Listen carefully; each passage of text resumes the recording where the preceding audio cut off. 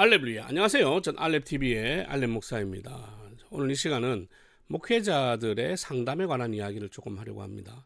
제가 신대원 입학할 때 고려신학대학원에 새로운 과목이 개설됐어요. 그게 목회 상담이라는 겁니다.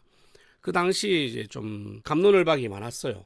상담은 상담이고 목회는 목회인데 목회와 상담을 붙이는 게 과연 옳은 것인가, 이게 합당한가에 관한 이야기가 많았고, 당연히 첫 강좌다 보니까 어떤 기준이 있어서 가는 그런 강좌는 아니었어요. 대체로 기본 상담에 관한 것을 배웠습니다. 그런데 그걸 가르쳐 주시는 이제 교수님 중에 개권 교수님 계시잖아요. 그러니까 상담 진짜 전문가가 오셔서 가르쳐 주셨어요. 그때 제가 무엇을 배웠냐면 목회자도 사람이라는 거, 이 사실이 엄청 와닿았거든요. 목회자도 병에 걸릴 수 있다. 근데 그걸 성도들한테는 병원에 가라고 이야기를 하고, 성도들에게는 하나님께서 이 병을 치료할 수 있는 지혜를 인간에게 주시고 병원을 만들었기 때문에 가서 치료를 받아라 라고 이야기를 하면서, 목회자들이 가지고 있는 그 병을 하나님께서 지혜를 주신 그 인간을 통해서 만든 그 치료법과 해법이 있음에도 불구하고 거기 가서 치료를 받지 않는 것은 잘못이라는 거예요. 이게 목회 상담을 통해서 배운 거예요. 기도하지 말라는 게 아니에요. 그러면 기도와 치료는 어떻게 병행이 되어야 되는가? C.S. 루이스가 이런 이야기를 했어요. 하나님께서 기도를 한다고 모든 병을 다 고쳐주시는 건 아니다. 그러나 그 병이 나을 때까지 끝까지 기도해야 되는 것은 인간의 의무다. 여러분, 그러니까 우리가 기도한다고 해서 모든 병이 다 나아지는 건 아니야. 하지만 우리는 하나님께서 그 병을 치료해 주실 줄 믿고 끝까지 나을 때까지 기도를 해야 된다는 거죠. 그거는 우리의 의무잖아요. 근데 그 끝까지 나을 때까지 기도해야 된다 할 때 그 끝까지 낫는다는 말은 뭐냐면 기도만 하라는 건 아니에요. 병원 가서 치료도 받고 그 병원 가서 상담도 받고 해야 되는 거죠. 그러니까 목회자가 가지고 있는 가장 큰 질병이 뭐냐? 목회자들이 가장 많이 걸리는 병은 간암이에요. 스트레스가 너무 많으니까. 간, 혈관 이런 질환이 많습니다. 그런데 그보다 더 많은 게 있어요. 그게 바로 정신과 질환이에요. 우울증, 대인기피증 이런 것들이 엄청 많아요. 왜냐하면 목사는 사람들한테 엄청 많은 상처를 받거든요. 이거는 다음 시간에 이야기하겠습니다. 어쨌든 그 정신과에 관한 질환이 많으니까 그걸 해소하려면 결국은 정신과를 가야 돼요. 공황장애를 해결하려면 정신과를 가야 됩니다. 약도 먹고 치료를 해야 돼요. 적극적으로 자기를 보호해야 됩니다. 그런데 어떤 사람들은 목사가 무슨 상담을 해. 기도를 하면 되지. 그는 영빨이 부족해서 그래 라고 생각하는 사람이 있어요. 만약에 그렇게 말하시는 분들 중에 코로나 기간에 백신 안 맞았으면 인정.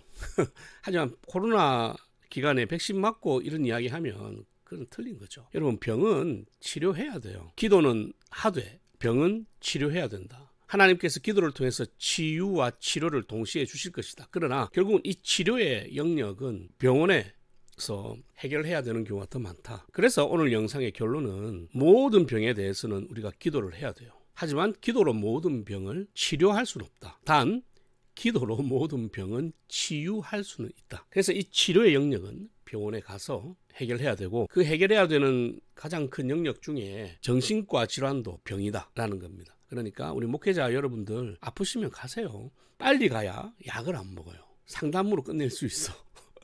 상담하면 이렇게 해가지고 해결될 수 있다니까. 그런데 끝까지 버티잖아요. 그러면 이 마음에 이게 마음이 곪기 시작하면 무조건 사고 납니다. 그러니까 약을 먹기 전에 빨리 해결하는 것이 좋다. 우리 목회자 여러분들 제발 병원 가셔서 상담도 좀 받으시고, 여러분들 사람 때문에 얼마나 많은 상처를 받는지 잘 알고 있습니다. 어떤 목회자는 그런 말을 하더라고요. 인간이 보기 싫다고. 그래서 목회 그만둔 사람도 있더라고요. 얼마나 인간에 대해서 혐오감을 느꼈으면 그런 소리를 할까. 뭐 그게 옳다, 목회자가 그러면 되느냐, 그런 소리 하지 마세요. 여러분, 목회자도 사람이에요.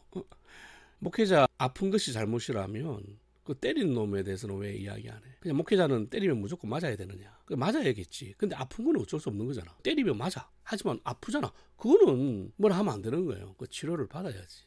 때린다고 내가 다시 때릴 수는 없어. 그죠? 나를 공격했다 해서 내가 다시 공격할 수는 없다고. 그러나 공격당하면 아픈 거는 맞잖아요. 아프다는 것을 인정해야 돼. 그게 사람이라는 걸 인정하는 거라니까.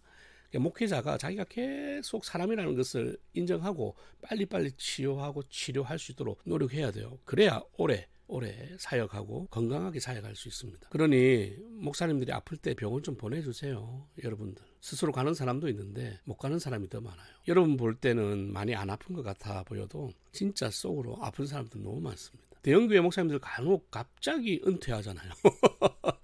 그러면 여러분들은 막 생각을 하죠. 저 인간 무슨 잘못을 저질렀을까? 뭐 7개냐 8개냐 생각하고 있을 거 아니에요. 근데 대형교회 목사님들 은퇴하는 대부분의 이유가 뭐냐면 공황장애거든. 우울증이란 말이에요. 안타깝죠. 그 사람도 한 사람의 사람이고 개척교회 하는 저 같은 인간도 한 사람의 사람인데 멘탈이 얼마나 큰 차이가 있겠어요. 근데 그 멘탈을 공격해버리면 답이 없는 거예요. 그러니까 여러분의 목사님 오래 보고 싶으면 마음은 아프게 하지 마라. 다른 건 아프게 해도 돼. 근데 마음은 아프게 하지 마라. 왜냐하면 목회자들은 정신과 가는 걸 제일 무서워하거든. 걱정해. 왜냐하면 이게 가면 내가 영성이 없어 보이고 내가 기도를 안 하는 것처럼 보이기 때문에. 근데 그건 아니에요. 그러니까 목사님들 잘 들으세요. 아프시면 빨리 상담받으러 가세요. 성도들도 목사님이 상담받고 하는 거에 대해서 그냥 감기 걸려가지고 처방받으러 가는구나 라고 생각하시면 돼. 이상하게 막 오도하지 마시고 그렇게 오도하는 순간 목사는 병을 감출 수밖에 없거든. 그럼 결국 나중에 진짜 큰 사건으로 터지게 된다니까요. 제발 목사도 사람이다. 육체를 가지고 있고 뇌를 가지고 있고 정신을 가지고 있다. 다 아플 수 있다. 이걸 딱 기본으로 삼고 목회를 시작하셔야 건강하게 오래 사역할 수 있어요. 명심하세요. 할렐루야.